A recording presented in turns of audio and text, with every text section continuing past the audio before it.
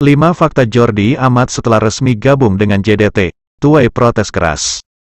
Sebagaimana diketahui, publik tanah air dikejutkan dengan transfer salah satu calon pemain naturalisasi timnas Indonesia, Jordi Amat yang memutuskan hijrah ke klub Malaysia, JDT baru-baru ini. Keputusan Jordi Amat itu pun mendapat respons beragam dari pecinta sepak bola Indonesia.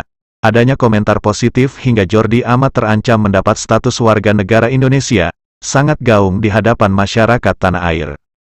Lantas, apa saja fakta di balik transfer mengejutkan itu? Berikut 5 fakta Jordi Amat setelah resmi gabung JDT.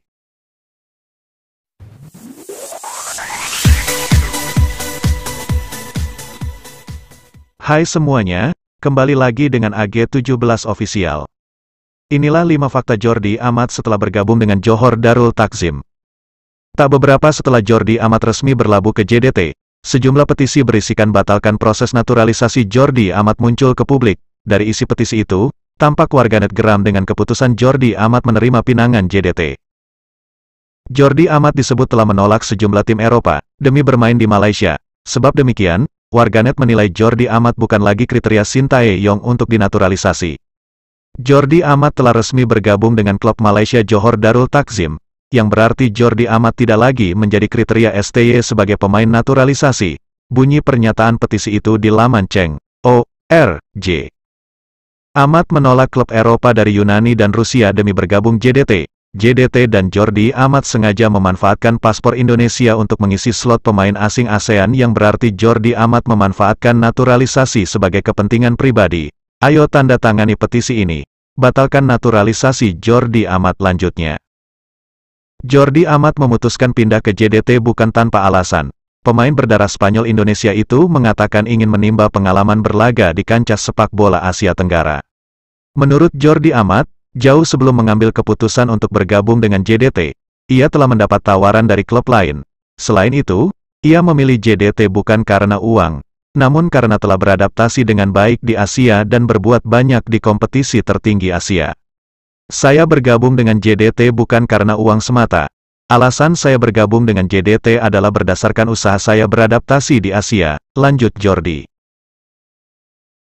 Karena kedekatan dengan Indonesia dan juga saya memungkinkan untuk lanjut berkompetisi di level tertinggi sepak bola Asia. Karena JDT bersaing di ACL, Asian Champions League, imbuhnya. Kedatangan Jordi Amat ke JDT menyimpan fakta menarik selanjutnya. Ya. Jordi Amat diketahui masih menjalani proses naturalisasi ke Indonesia, itu artinya, Jordi Amat sampai saat pindah ke JDT masih berkewarganegaraan Spanyol. Praktis, Jordi Amat masih terdaftar sebagai pemain JDT dengan paspor Spanyol. Hal itu hampir dipastikan, sebab proses naturalisasi Jordi Amat memang belum rampung.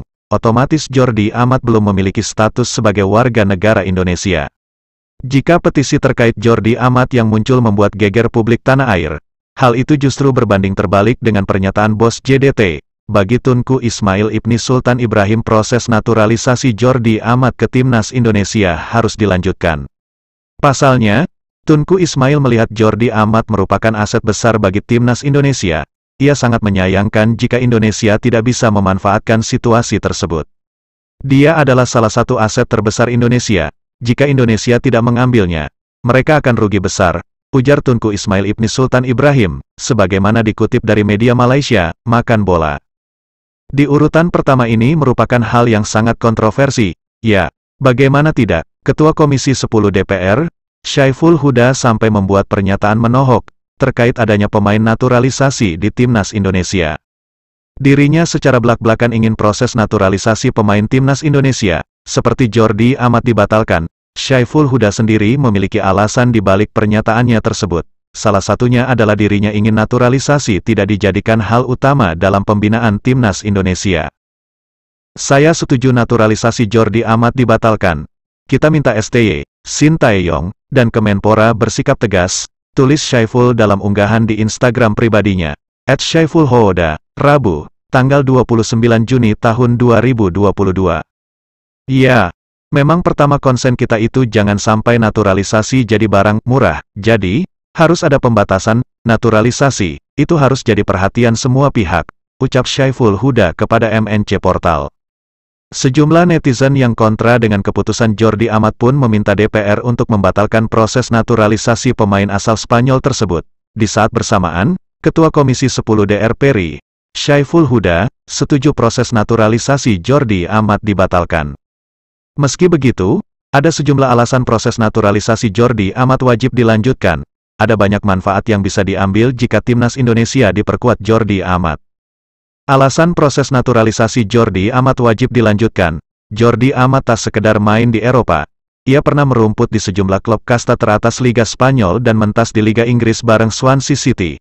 Terakhir sebelum gabung JDT, Jordi Amat merupakan kapten klub kasta teratas Liga Belgia, KAS Open. Fakta ini menunjukkan Jordi Amat bukanlah pemain sembarangan. Dengan gabung timnas Indonesia, Jordi Amat bisa mentransfer ilmunya kepada sejumlah personel timnas Indonesia, terutama yang beroperasi di bagian belakang. Dengan bergabungnya Jordi Amat di timnas Indonesia, diharapkan bisa memotivasi pemain-pemain muda Indonesia agar bisa bermain lebih baik lagi. Jika gabung klub Eropa, kecil peluang Jordi Amat membela timnas Indonesia di Piala AFF. Beda halnya jika Jordi Amat gabung JDT. Dengan hengkang ke JDT, Jordi Amat dipercaya dapat membela timnas Indonesia di Piala AFF. Sebab, ketika Piala AFF bergulir, kompetisi atau turnamen di Malaysia, biasanya sudah selesai atau dihentikan sementara. Kehadiran Jordi Amat di lini pertahanan dipercaya dapat memperkukuh daya tahan skuad Garuda. Dengan begitu, peluang timnas Indonesia mencetak sejarah sangat besar, yakni memenangkan trofi Piala AFF untuk pertama kalinya. Sebagai warga negara yang bijak, ayo dukung terus skuad timnas Garuda kita, agar timnas kita bisa berjaya di kancah internasional. Terima kasih buat kalian yang sudah menonton video ini dari awal sampai selesai. Semoga tayangan dan informasi dari video ini bisa bermanfaat bagi kita semua. Semoga tayangan video ini bisa memberikan informasi yang bermanfaat bagi kita semua. Tetap dukung dan support terus channel kita AG17 Official ya, dengan like, komen dan subscribe.